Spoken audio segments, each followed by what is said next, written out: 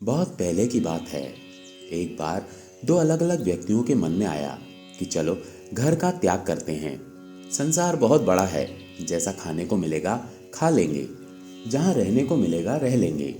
एक का नाम रामानंद और दूसरे का नाम कृष्णानंद था। दोनों ने बिना किसी को कुछ बताए गृह त्याग दिया। करीब 8-10 दिन बाद दोनों किसी स्थान पर मिले। जब आपस में बातचीत हुई और दोनों ने अपना परिचय भी एक दूसरे को दिया, तो दोनों के विचार एक दूसरे से मेल खाते थे।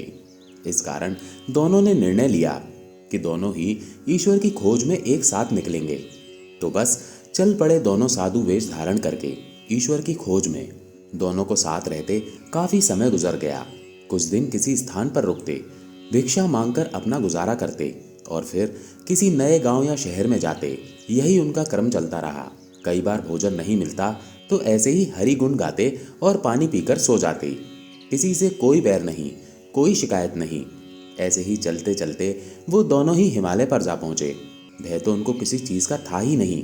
दोनों ने आपस में कहा कि संसार में बहुत घूम लिए, किसी तरह से ईश्वर के दर्शन हो जाएं तो मन तृप्त हो जाए। लेकिन वो ये तय नहीं कर पाए कि उनको ईश्वर का साक्षात्कार कब होगा। हिमालय के सुरम्य वातावरण में उनका मन ईश्वर भक्ति में लग गया। जहां दोनों साधु रहते थे वहीं पास में ही एक नदी बहती थी। इसलिए दोनों साधु सुबह जल्दी उठकर नित्य कर्म से निवृत्त होकर के स्नान करते, तत्पश्चात ध्यान में बैठ जाते।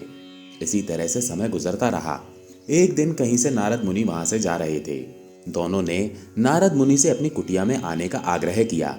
नारद जी भी उनके आग्रह को ठुकरा न सके और कुछ देर वहां विश्राम करने के उद्देश्य से वहां रुक गए। अब नारद जी तो अंतर्यामी ठहरे। उन्होंने उनसे पूछा कि आप दिन भर यहाँ भगवान का नाम स्मरण करते हैं, क्या आपने कभी प्रभु के दर्शन भी किए हैं? तब दोनों साधुओं ने कहा कि हे मुनिवर, आप तो सब जानते हैं, लेकिन फिर भी हम आपको बता देते हैं कि हमें ईश्वर की खोज में निकले हुए बहुत समय बीत चुका है, लेकिन हमें अब तक भगवान के दर्शनों का सौभाग्य प्राप्त नहीं हो सका। तभी रामानंद और कृष्णानंद ने समवेत स्वर में कहा कि नारद जी, हमारे बड़े भाग जो हमें आपके दर्शन हुए।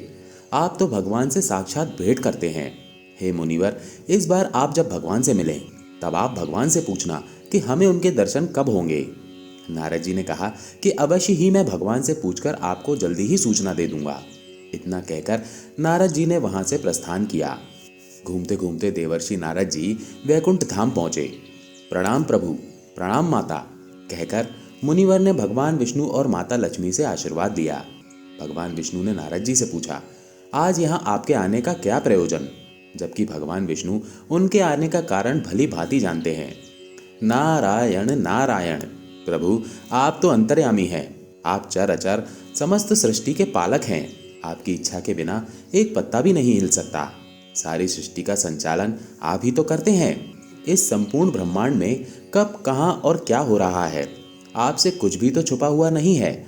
आप अवश्य ही जानते हैं कि मैं यहाँ किस प्रयोजन से आया हूँ। मानस पुत्र, मैं भली भांति जानता हूँ कि आप यहाँ किस प्रयोजन से आए हैं। तो सुनिए, आपको जो दो साधु मिले थे, आप उनसे कहना कि मैं उन्हें अपने दर्शन अवश्य दूंगा। किंतु किंतु क्या भगवान? नारद जी ने उत्सुकतावश पूछ लिया।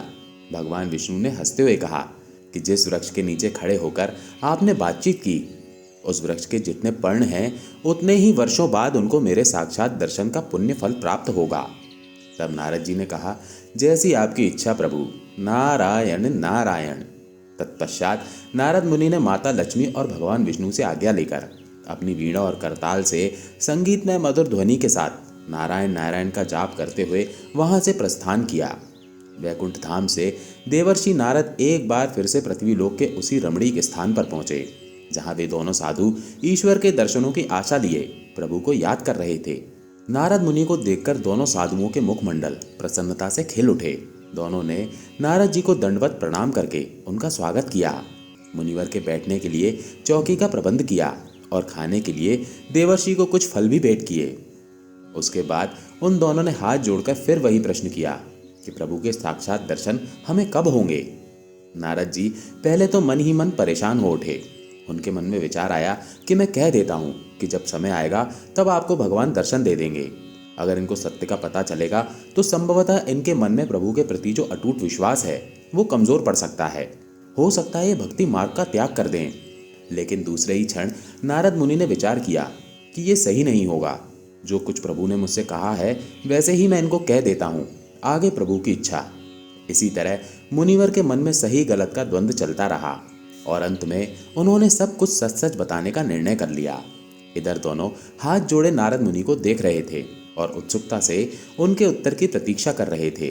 तब नारद जी ने कहा कि अभी हम जिस वृक्ष के नीचे हैं, इस वृक्ष की शाखाओं के जितने पर्ण हैं, उतने ही वर्षों के बाद प्रभु आपको साक्षात दर्शन देंगे। इस प्रकार नारद जी के मुखारबिंद से इतना सुनते ही दोनों साधुओं ने प्रभु के प्रेम में मग्न हो सब कुछ भूलकर नाचना प्रारंभ कर दिया।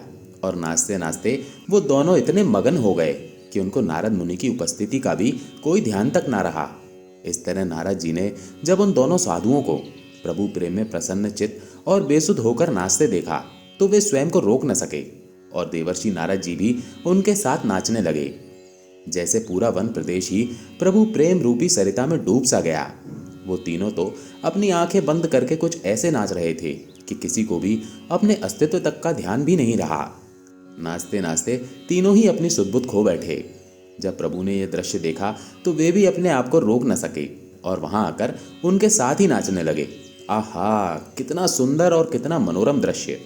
तभी अचानक नारद मुनि की आंखें खुल जाती हैं और मुनिवर वहां पर अपने संग प्रभु को नाचते हुए देखकर आश्चर्यचकित हो उठते हैं और प्रभु से पूछते हैं कि हे भगवान, आपने ही तो कहा था कि मैं इनको कई हजारों वर्षों के बाद दर्शन दूंगा, किंतु आप तो अभी से इनके साथ नृत्य कर रहे हैं।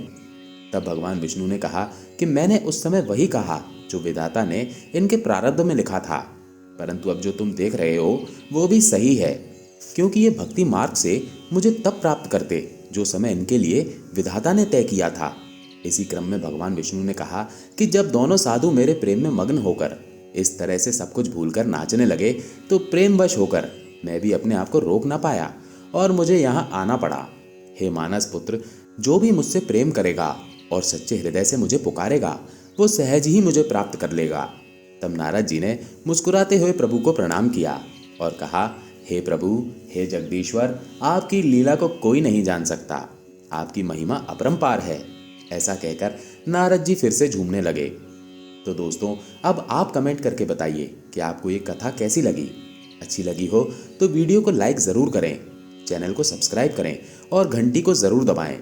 कथा को अंत तक सुनने के लिए आप सभी का धन्यवाद। जय श्री कृष्णा।